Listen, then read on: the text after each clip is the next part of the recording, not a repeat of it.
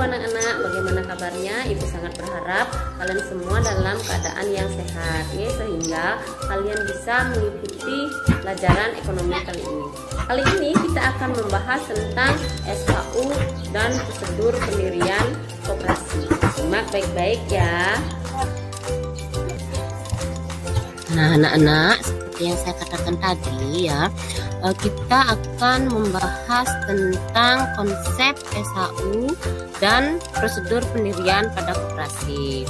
Nah, sesuai dengan materinya, jadi tujuan pembelajaran kita kali ini, setelah anak-anak menyimak video ini, jadi anak-anak nanti mampu menjelaskan konsep SHU dari koperasi. Nah, yang kedua, menjelaskan prosedur pendirian koperasi.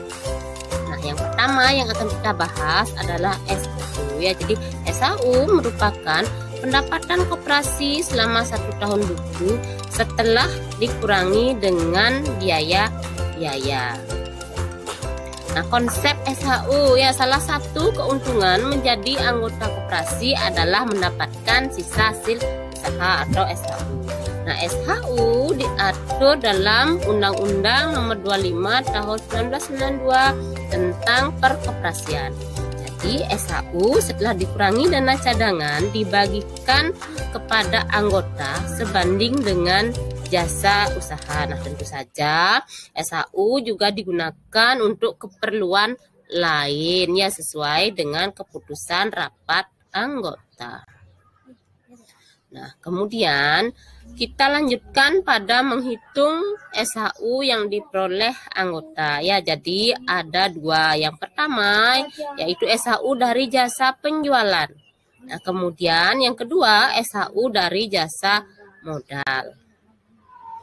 Nah, yang pertama kita mulai dari jasa penjualan ya. Jadi bagian SHU yang diterima anggota karena jasanya melakukan pembelian dari koperasi sehingga koperasi memperoleh laba, itu disebut dengan jasa penjualan atau jasa anggota atau jasa usaha.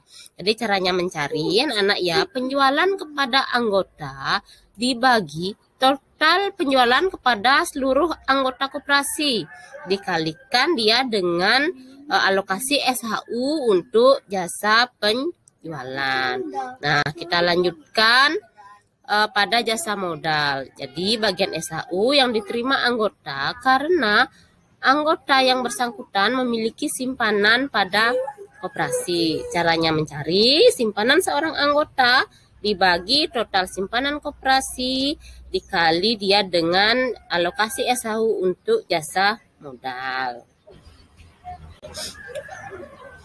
Nah, agar anak-anak lebih memahami, kita lihat contoh menghitung jasa anggota ya.